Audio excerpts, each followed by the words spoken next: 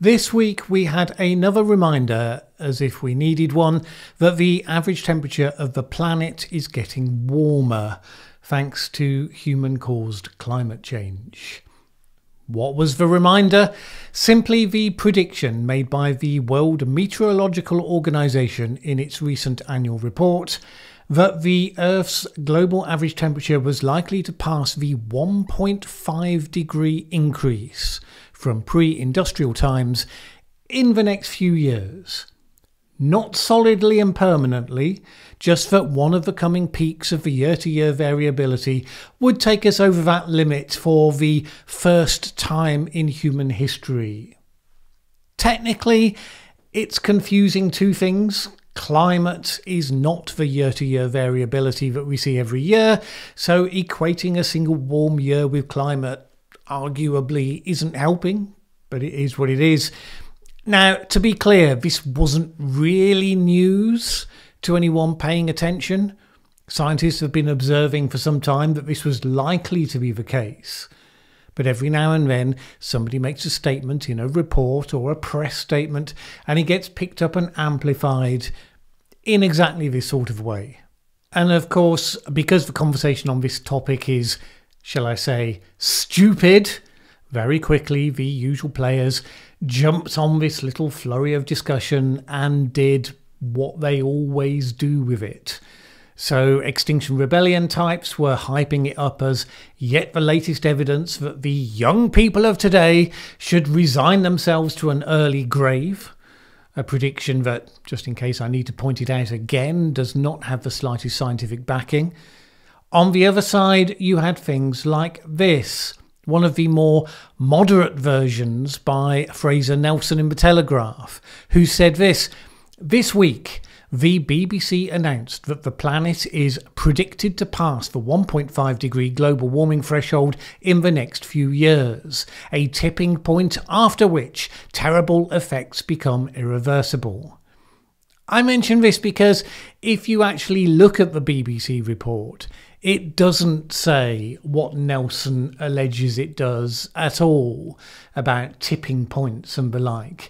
It is much more hedged and specific, although I suppose you could say it uses the word worrying several times, which seems a relatively restrained example of the art of climate journalism. And I say this, by the way, having robustly criticised the BBC in the past when it did slip from reporting to campaigning, as it sometimes does. But it's the casual repeating of extravagant claims in relation to what was actually sober reporting that helps to frame the cartoon-like dimensions of the discussion, where everybody who acknowledges the plain, obvious truth that the planet is warming can be framed as a rabid alarmist intent on all sorts of extremist madness as a consequence. At least Nelson has his feet planted somewhat on the ground, unlike the more excitable and fantastical people on that side, such as the Daily Skeptic's alleged environmental editor, whose commentary basically concludes that no warming is going on at all. It all ground to a halt 25 years ago. Two inconvenient long pauses during the current century were separated by a small uptick in warmth caused by a very powerful El Niño natural oscillation around 2016. Yeah, okay, Einstein. Of course, El Niños are a temporary phenomenon, so it's kind of weird that one provided an uptick in warmth capable of separating a long period of no warming. The point is that such nonsense is becoming increasingly convoluted as reality becomes harder and harder to ignore. So what actually is happening? Well, the previous top spike we had in global temperatures came indeed with the Super El Niño year of 2016. El Niño, as you probably know, is a phenomenon that tends to make surface temperatures warmer as warm water is brought to the surface, while conversely, La Niña generally cools things down. Some measures had 2020 as broadly on a par with that year, others didn't. One of the remarkable things is that in the last 3 years we'd had a fairly strong La Niña, so while temperatures were still relatively warm, they were being held lower by that temporary phenomenon. The fact that 2020 was even in contention was worth noting in that context. Now, we've known for some time that a new El Nino is coming. And while it's impossible to know right now exactly how that's going to play out, it's showing signs that it could be another strong one, maybe even a super El Nino. Hence the expectations that particularly next year we could see average temperatures hitting another peak. Maybe as high as 1.5 C above pre-industrial temperatures, although that's still a stretch right now for where we currently are. You might ask, well, why are we talking about this then? Because the truth is that when we poke our heads above that line for the first time, it's a largely symbolic moment. The simple fact of breaching that line temporarily does not bring sudden catastrophic consequences. Indeed, when we finally substantively and permanently cross the line, expected to be early to mid-2030s, that would remain true as well. Part of the problem is precisely how the various campaigners, those in governments, in institutional office, as well as those gluing themselves to things and making a nuisance of themselves, how they went about dramatising their message in earlier years. Because there was indeed a certain amount of catastrophising the idea that we should go past this specific number, 1.5 degrees. Originally it was 2.0 degrees.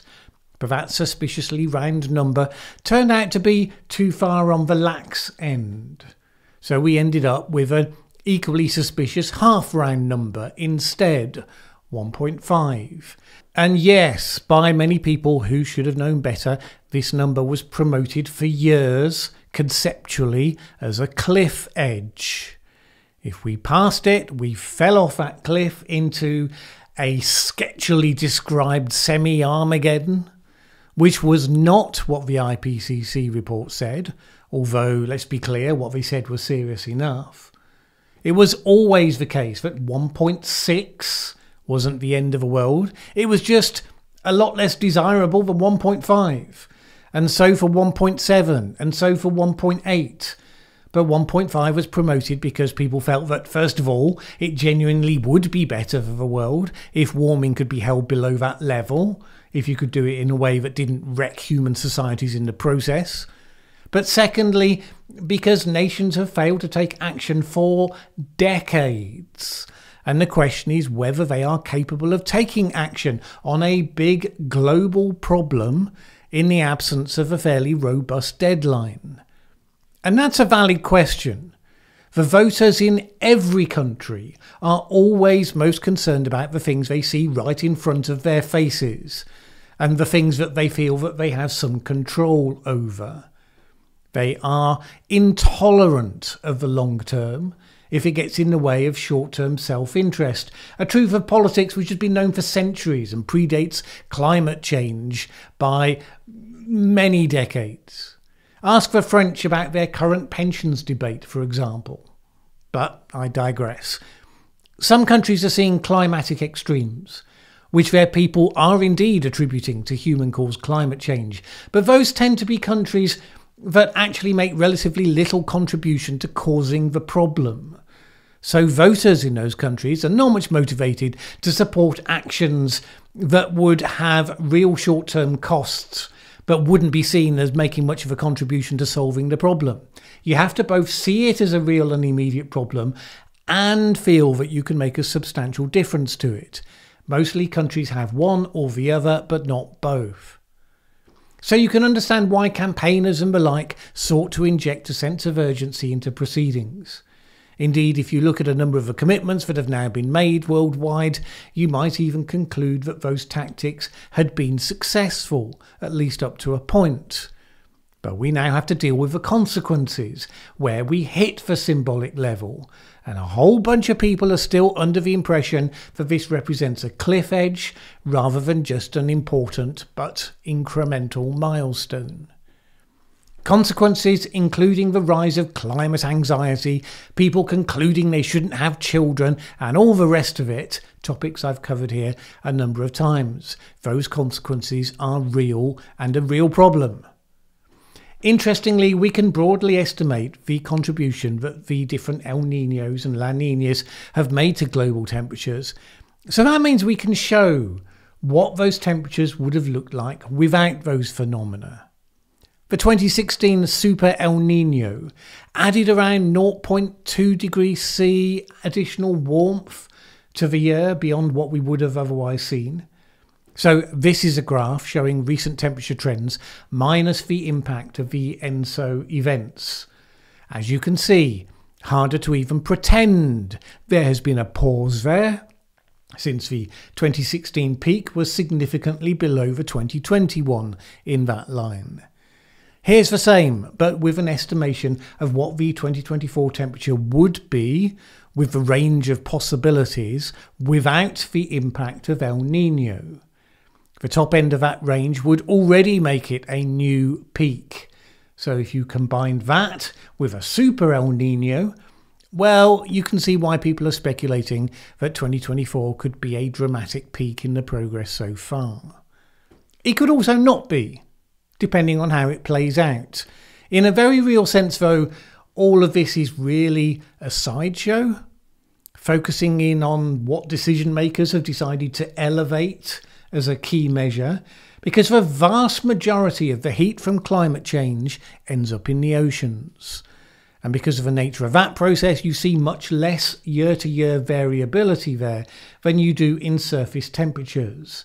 And the truth is that most years set a new record for ocean heat content. Since we don't live in the oceans, it's very easy to ignore that very basic, consistent and important fact. There are other reasons to think that 2024 may break records as being the warmest surface temperature year recorded.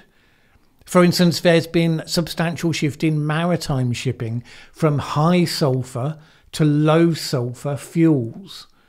Sulfur particulates have actually been a temperature damping effect.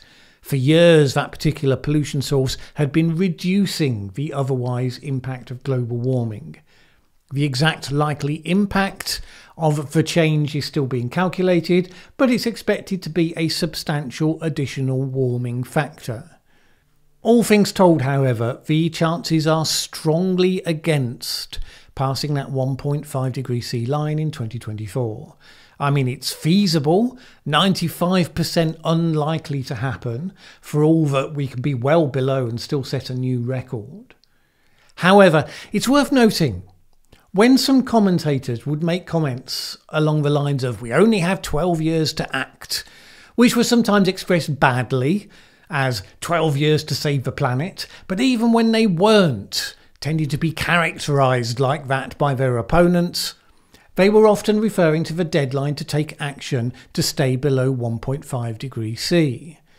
Some of the commentators I heard then mocking those deadlines, even in their more scientifically correct form, people such as Ben Shapiro, I've heard recently saying, well, it's clearly no longer possible to stay below 1.5 degrees, apparently without connecting the two. Both attached to an argument against taking action. In the first instance, you don't need to take action because these people are ridiculous, saying that there's only 12 years to act. In the second instance, saying you don't need to take action because it's too late to stay below 1.5 anyway. It's a bizarre inconsistency that would be a lot easier to highlight in a constructive way if there weren't so many people on the other side utterly convinced of the existence of that cliff edge. Both sides are living in a world that doesn't accord with reality, and nothing is a clearer representation of that than the potent symbolism being attached to that 1.5 degrees C figure. Thanks for watching this video. If you liked it, please share with anyone else you think would also enjoy it. Word of mouth is really important to us. And if you've not subscribed yet, what are you waiting for? As the saying goes, that subscribe button won't smash itself.